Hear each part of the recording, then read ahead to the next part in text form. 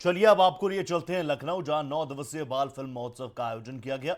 इस कार्यक्रम के समापन समारोह में भारत एक्सप्रेस के चेयरमैन उपेंद्र राय बतौर मुख्य अतिथि शामिल हुए। उन्होंने इस कार्यक्रम को मील का पत्थर बताया। इसके साथ ही बच्चों को प्रोत्साहित किया। 10 तारीख से 18 अप्रैल तक चलने वाले इस फेस्टिवल में कई जाने माने फनकारों ने शिरकत की। थिएटर आर्टिस्ट अनिल रस्तोगी ने बच्चों को फिल्म की दुनिया में करियर बनाने के लिए प्रेरित किया और कई टिप्स भी दिए। गायक विवेक प्रकाश, एक्ट्रेस रेनिता कपूर समेत कई कलाकार यहां पर पहुंचे। इस समारोह में अलग अलग देशों की बाल फिल्मों को प्रदर्शित किया गया। अलग अलग श्रेणियों में सर्वश्रेष्ठ फिल्मों को 10 लाख का पुरस्कार भी दिया जा रहा है। बेस्ट फिल्मों का चयन 5 सदस्यों की एक जूरी कर रही है। सिटी मॉन्टेसरी स्कूल के 3 छात्र भी जूरी मेंबर हैं।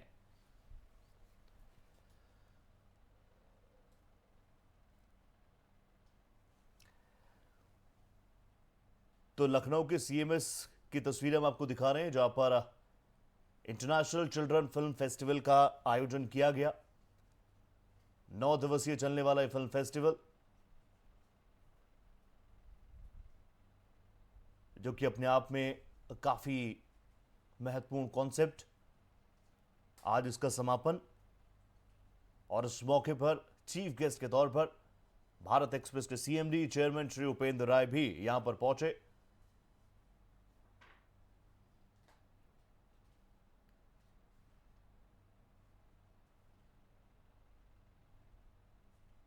गौरव की बात है लखनऊ के लिए, और सिटी मॉन्टेसरी स्कूल चूँकि इस तरह का आयोजन करता रहता है और 104 कंट्री से इतने बड़े पैमाने पे जो एंट्री आई हैं और 15,000 बच्चे आज इस ऑडिटोरियम में हैं। और सिटी मॉन्टेसरी का नाम तो सबको पता है, Guinness book of world record में दर्ज हो चुका है। और एक शहर में 25,000 से ज़्यादा बच्चे जगदीश गांधी साहब के स्कूल में पढ़ते हैं।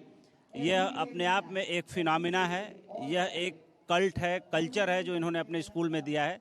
मैं यहाँ आके अपने आप को सौभाग्यशाली और गौरवान्वित महसूस कर रहा हूँ। और जगदीश गांधी साहब जैसे शिक्षाविद अगर देश में एक दो और हो जाएं तो मुझे लगता है कि शिक्षा की दिशा में बड़ा काम होगा और देश का कल्याण होगा। इस बाल फिल्मोत्सव में भारत एक्सप्रेस के चेयरमैन उपेंद्र राय ने अपने संबोधन में क्या कुछ कहा, आपको सुनाते हैं। परम आदरणीय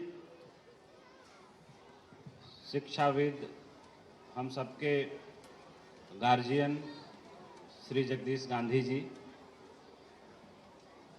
भारती गांधी जी, गीता जी, और आज इस मंच से जिनको जिनको मैंने सुना, विवेक प्रकाश जी, अनिल रस्तोगी जी, उनको हम लोग देख देख के बड़े हुए हैं, रेनिता कपूर जी, तुलिका जी, दिवाकर जी। कहा जाता है कि बच्चों से संवाद करना बेहद सरल भी है और बेहद कठिन भी। सरल इन अर्थों में कि जब आप बच्चों से संवाद कर रहे होते हैं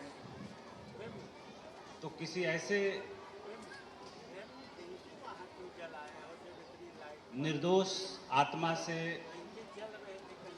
जिसके अंदर जिसकी आंखों में ठीक वैसी ही चमक और झलक दिखती है जैसा आप बुद्ध महावीर की आंखों में देखते हैं। लेकिन कठिन इन अर्थों में कि जितनी परतें हमारे ऊपर चढ़ चुकी होती हैं, बच्चे बहुत ही अबूझ होते हैं, बहुत ही निर्मल होते हैं, कोरे कागज की तरह होते हैं। किसी ने बहुत ठीक ही कहा है कि जब कोई बुद्ध और महावीर हो जाता है तो पलट के बच्चा हो जाता है। और मैंने अक्सर ये देखा है कि पूरी दुनिया में करीब 60 कंट्रीज में घूम चुका हूँ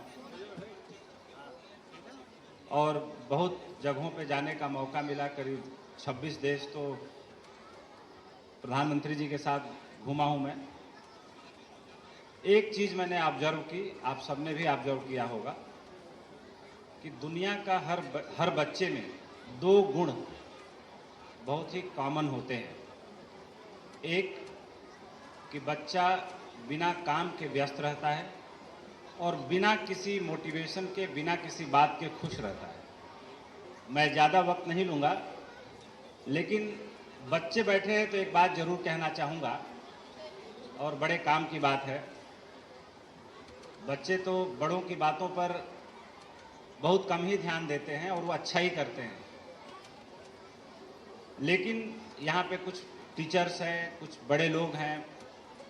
बच्चों की परवरिश में कुछ बातें कितने काम की होती हैं, एक उदाहरण से मैं समझाना चाहूँगा। मैं अभी रात में एक किताब पढ़ रहा था, तो उसमें मुझे बड़ा आश्चर्य हुआ। हालांकि हम लोग देखते हैं डिस्कवरी पे इधर उधर, लेकिन ये बात नहीं पता थी कि बाज एक ऐसा पक्षी है जो अपने वजन से 10 गुना ज़्यादा वजन के जानवरों का शिकार करता है। और वो कैसे करता है, कैसे एक बाज तैयार होता है, कैसे माँ अपने एक बच्चे को तैयार करती है, ठीक वैसे ही बाज, मादा बाज अपने बच्चे को कैसे ट्रेनिंग देती है। तो मादा बाज अपने बच्चे को 12 किलोमीटर की ऊंचाई पे ले जाती है, जितनी ऊंचाई पे इंटरनेशनल प्लेन होते हैं, 42,000, और वहां ले जाकर के अपने 7 दिन के बच्चे को छोड़ देती है। पहले वो बच्चा 9 किलोमीटर तक लगातार गिरता रहता है, तब तक उसके पंख भी नहीं खुल पाते हैं। 3 किलोमीटर जब वो ऊपर रहता है पृथ्वी से, तो उसके पंख खुलते हैं। उसके बाद पंख फैला के वो गिरने लगता है, पंख हिला नहीं पाता। और जब पृथ्वी से 900 मीटर की दूरी पे रहता है वो बाज का बच्चा, तो एक मजबूत पंजा आता है और उसे अपने पंजे में दबा के फिर उड़ जाता है आसमान में। वो उसकी माँ होती है, मादा बाज। और इस तरह की ट्रेनिंग उसके बच्चे की लगातार चलती रहती है, तब जाके एक बाज तैयार होता है। इस कहानी से मैं ये जरूर कहना चाहूँगा कि मेरे भी 2 बच्चे हैं। मेरी बेटी है, अब 18 साल की हो जाएगी, 5 सितंबर को पढ़ने जा रही है यूके। और बेटा है अभी 11 साल का हो जाएगा 21 मई को। लेकिन हम पेरेंट अपने बच्चों की परवरिश में कुछ छोटी छोटी बुनियादी भूलें करते हैं, और वो बुनियादी भूलें क्या हैं? जैसे मादा बाज अपने बच्चे को जब ट्रेन कर लेती है तो फिर दोबारा कभी जीवन में ट्रेन नहीं करती। अपना सहारा तो देती है, लेकिन उस सहारे को कभी आदत नहीं बनने देती। जैसे बच्चे बीमार पड़ते हैं तो मनोवैज्ञानिकों का कहना है कि अगर आप क्षमतावान हैं तो उस वक्त में नर्स रख दीजिए। माँ को बच्चे की बहुत सेवा नहीं करनी चाहिए उस वक्त में पर्टिकुलर। क्यों? रिसर्च बताती है कि जब उस वक्त में आप बच्चे के पैर में तेल लगाते हैं, गले से चिपकाते हैं, सर दबाते हैं, तो बच्चे को एक आदत सी हो जाती है। जब वो बीमार नहीं रहता है तो भी माँ का सहारा ढूंढने के लिए वो बीमार होने लगता है। तो इस पर पूरी दुनिया में बड़ी गहरी रिसर्च हुई बच्चों को लेकर के कि बच्चों की परवरिश कैसे की जाए। ठीक वैसे ही जैसे हम एक छोटा पेड़ लगाते हैं तो उसके साथ एक बम्बू लगा देते हैं उसको सहारे के लिए, लेकिन जब वो पेड़ अपने ऊपर खड़ा हो जाता है तो खड़ा होने के बाद जो है उस बांस को हटा दिया जाता है। तो इसी तरह से बच्चों को जो है बहुत सहारा दे करके हम पालते हैं। और एक बात और है, हेनरी फोर्ड से जब पूछा गया कि आपने अपने बच्चों को इतने मेजरेबल कंडीशन में क्यों पाला, तो हेनरी फोर्ड ने कहा कि मैं हेनरी फोर्ड बनने से पहले जूता भी पॉलिश किया करता था, तो मुझे पता है कि अमेरिका के तमाम अमीरों के बच्चों का क्या हाल है। ये देखने के बाद मैंने तय किया कि मुझे अपने बच्चों को सामान्य म्यूनिसिपालिटी के स्कूल में पढ़ाना है, और मेरे बच्चे अगर काबिल होंगे तो आगे पढ़ जाएंगे। तो इतना जरूर है कि जब बच्चे बहुत सुविधा में, बहुत ऐशो आराम में, बहुत उस तरह के माहौल में पढ़ते हैं, तो आप देखिए तमाम बड़े अमीरों के बच्चे पप्पू होकर रह जाते हैं। लेकिन जिन बच्चों के अंदर आग होती है, चुनौती जो लेते हैं, वही बच्चे आगे बढ़ते हैं, वही सेल करते हैं। लेकिन बच्चों के ऊपर इतना लिखा पढ़ा गया। खूबसूरत बात यह है कि इसके बारे में बच्चों को कुछ नहीं पता, और पता होनी भी नहीं चाहिए। समय का अभाव है, और कहा जाता है कि पहले 45 मिनट जो होते हैं बड़े क्रूशियल होते हैं। दूसरे 45 मिनट में लोग जो है उठ के जाने लगते हैं, और तीसरे 45वें मिनट में लोग जो है जूता फेंकने लगते हैं।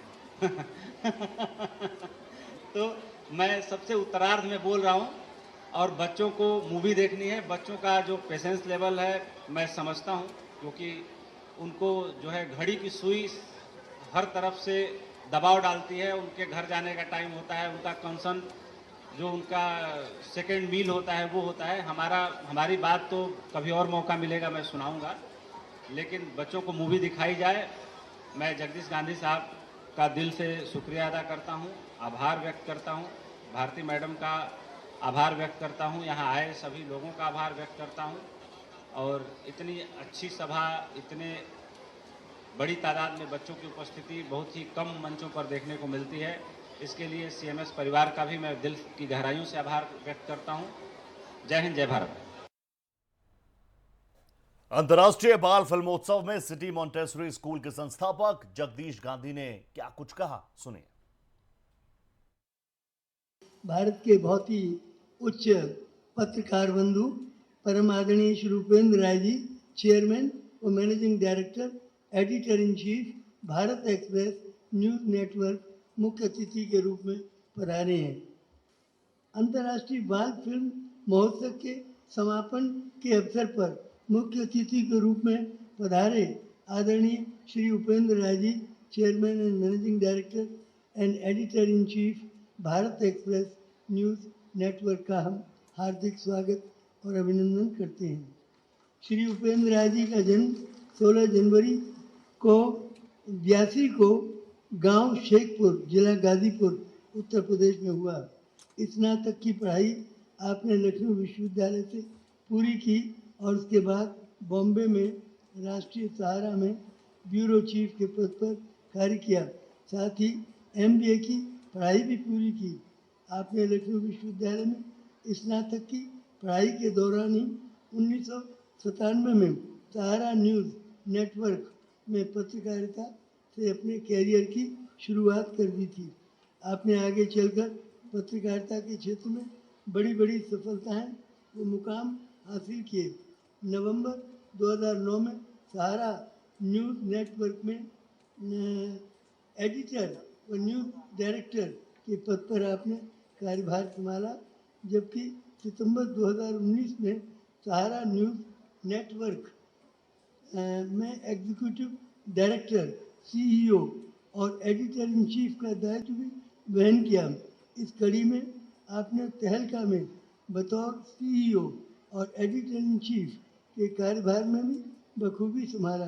पत्रकारिता के क्षेत्र में कार्य करते हुए आपने सामाजिक दायित्व का भी सदैव स्मरण रखा। पत्रकारिता के क्षेत्र में उल्लेखनीय योगदान हेतु श्री उपेंद्र जी को देश भर में विभिन्न सम्मानों से नवाजा गया है, जिसमें स्टार अभिचर अवार्ड, स्टार पत्रकार रत्न अवार्ड, सर्वश्रेष्ठ रिपोर्टिंग हेतु Indian television academy award, Lions gold award, भरोसा पत्रकार सम्मान, national integration award, entrepreneur excellence award, Hindi पत्रकारिता सम्मान अवार्ड, उर्दू सम्मान एवं शब्द ऋषि सम्मान आदि प्रमुख हैं। आपको कमिटेड एंड बोल्ड जर्नलिज्म के लिए जून 2022 में लंदन में ब्रिटिश हाउस में सम्मानित किया गया। पत्रकारिता के क्षेत्र में मील का पत्थर स्थापित करते हुए आपने भारत एक्सप्रेस न्यूज़ नेटवर्क की स्थापना की, क्योंकि आपके अनुभवों से समृद्ध होकर समाज की अतुलनीय सेवा कर रहा है और जनमानस को जागरूक करने में सतत संलग्न है। यहाँ पधारे हेतु उपेंद्र जी के प्रति हम हार्दिक आभार व्यक्त करते हुए आपकी सफलता की कामना करते हैं। फिर एक बार पुनः मुख्य अतिथि Shri Upendra Rai ji, chairman and managing director, editor in chief, Bharat express news network का मैं बहुत बहुत आभारी हूँ कि वो मुख्य अतिथि के रूप में आज हमारे इनविटेशन पर पधारे। बहुत बहुत धन्यवाद।